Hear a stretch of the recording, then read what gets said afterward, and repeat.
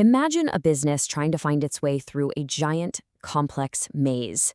At every single turn, there's a different group of people pulling it in a totally new direction. Well, that's what we're calling the stakeholder maze. And our guide through this puzzle today is the Irish retail giant Dunnes Stores. So, how does a business actually handle all of these competing pressures? I mean, when literally everyone wants something different, how do you find the right path forward without just hitting a dead end? That's the big question we're going to tackle.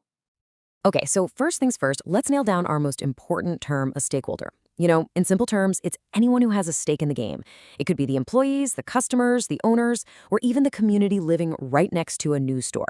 Each and every one of them has a different interest, and figuring that out is step one to navigating the maze.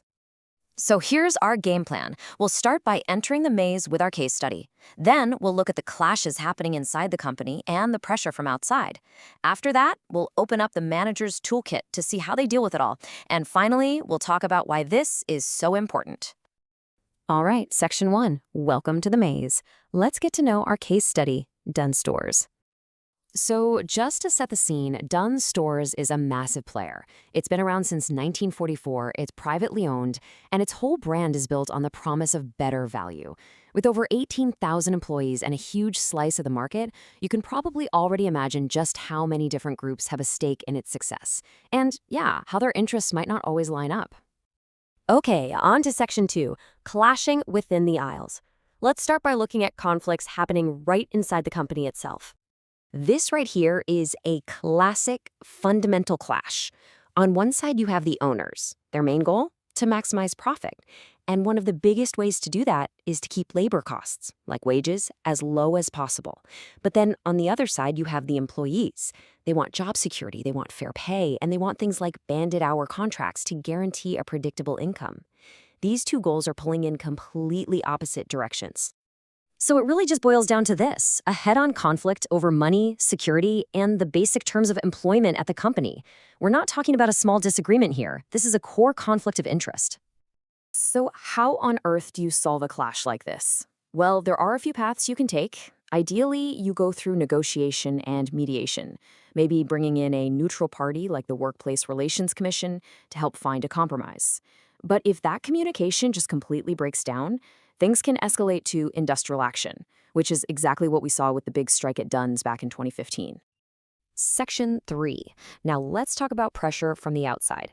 The maze isn't just about what's happening internally. External stakeholders, well, they add a whole new level of crazy complexity. Here is a perfect example. Dunnes management, when they're a tenant in a shopping center, wants to keep costs down. That means spending as little as possible to fit out their stores. But the landlords who own the property, they have a completely different goal. They want Dunnes to follow the lease agreement to the letter, which means a full, high-quality store setup and, of course, the rent paid on time. This exact type of conflict has actually ended up in court more than once. And this is a classic business dilemma. Customers, right? They're drawn in by that better value promise. They want low prices. But management knows that the real money, the higher profit margins, come from premium products, like their Simply Better food range. So you've got this constant tug of war between value and quality. Finally, let's think about growth.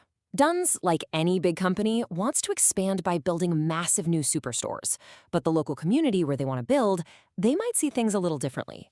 They're worried about way more traffic, constant noise, and what a huge development will do to their neighborhood. This puts the company's ambition to grow in direct conflict with the community's desire to protect their local environment. So, Section 4. How do managers even begin to handle all this? This is where we open up the manager's toolkit.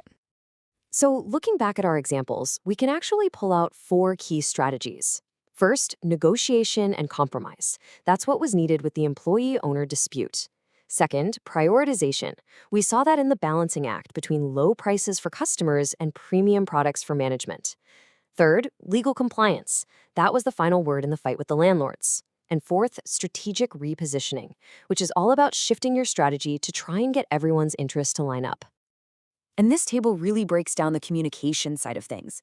You just can't talk to every stakeholder the same way. With employees, a lot of it happens through union negotiations. With us, the customers, it's advertising and loyalty programs. With suppliers, it's all about direct agreements.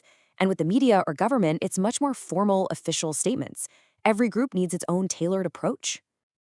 All right, section 5. We're getting close to the center of the maze. So why does any of this really matter? What's the final destination here? Here's the most important takeaway. There is no single solution to the maze. It's a journey that never, ever ends. A truly successful business is one that is constantly balancing the needs of all its different stakeholders. Getting this right isn't a one-time fix. It is absolutely essential for long-term survival and a strong brand. And this quote from Jack Ma just sums it up perfectly. It shows how everything is connected. The happiness of one group, like the customer, has a direct impact on the success of everyone else, like the shareholders. You just can't satisfy one without thinking about the others. And that brings us to one last thought to chew on.